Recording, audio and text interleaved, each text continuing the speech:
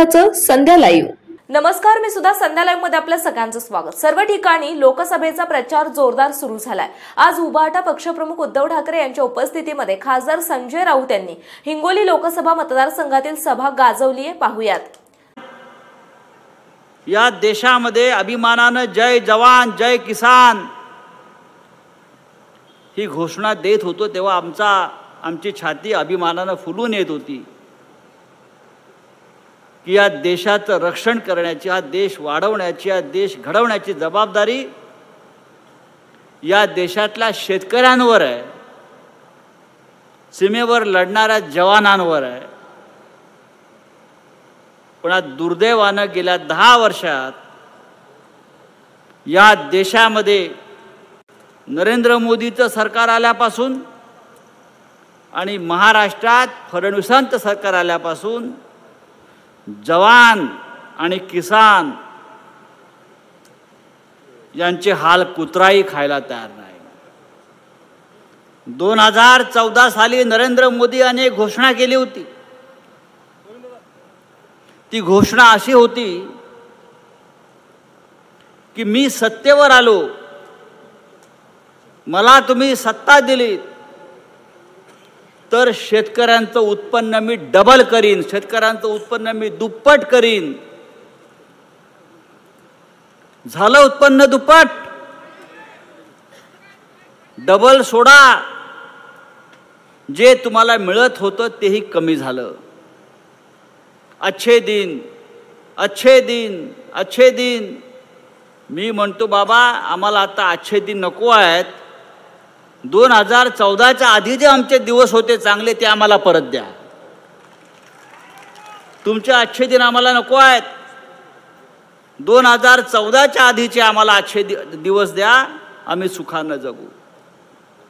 2014 नंतर आपण शेतकऱ्यांना लुटलाय, देशाला लुटलाय, महाराष्ट्राला लुटलाय. 2 कोटी रोजगार देणार होते,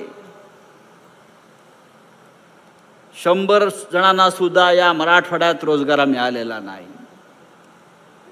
मग रोजगार कोणाला मिळाला? तर मुठभर 10-5 लोकांना, अमित शहाच्या मुलाला, त्या जय शहाला. आणि कोणाला मिळाला रोजगार? एकनाथ शिंदेला, अजितदादा पवारला. तुम्हाला मिळाला रोजगार? कोणाला मिळाला? पैसा कोणाला मिळाला? 40 गद्दार आमदारांना. त्यांना 50-50 कोटी रुपये, 50-50 खोके द्यायला तुमच्याकडे पैसे आहेत.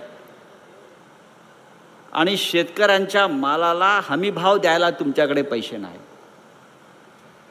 खासदार 100 कोटीला विकत घेतात शिवसेनेचे, आणि शेतकऱ्याच्या मालाला, उसाला, कापसाला, सोयाबीनला भाव द्यायला तुमच्याकडे पैसे नाहीत. ही महाराष्ट्राची अवस्था आहे. गृहिणी बसलेल्या आहेत. 2014 साली गॅसचं सिलेंडर हे 400 रुपयाला मिळत होतं. आज 1100-1200 रुपये हे तुम्हाला सिलेंडरला द्यावे लागतात.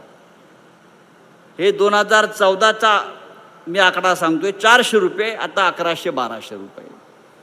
हे तुमच्या अच्छे दिन आम्हाला नको आहेत. आम्हाला 2014चे 400 रुपये सिलेंडर देणारे अच्छे दिन हवे आहेत.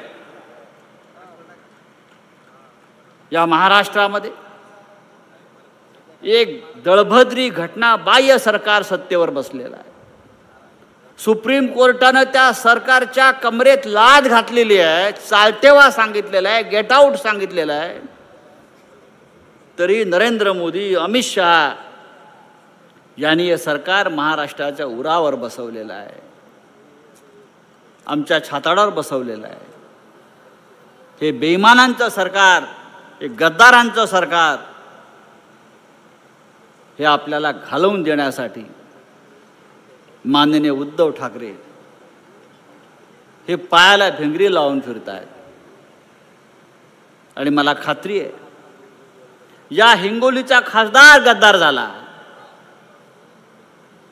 त्या खासदाराला घरी बसवताना आपण एक विचार केला पाहिजे की शिवसेना नसती, शिवसेना ही 4 अक्षर आपल्या पाठीशी नसती, तर हे कोणी आमदार खासदार होऊ शकले असते का? हे मंत्री झाले असते का? पण आपण त्यांना केलं, शिवसेनेने केलं आणि 50 खोक्यासाठी 100 खोक्यासाठी पळून गेले, गद्दारी केली. छत्रपती शिवाजी महाराजांच्या भूमीला त्यांनी कलंक लावला, बेईमानीचा कलंक लावला. हे आपल्याला विसरता येणार नाही.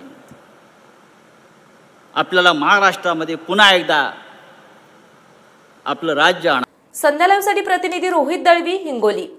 महाराष्ट्र तसेच पुणे जिल्ह्यातील महत्त्वाच्या बातम्या पाहण्यासाठी संध्या लाईव्ह न्यूज चॅनलला YouTube वर सबस्क्राईब करा आणि बेल आयकॉन प्रेस करा.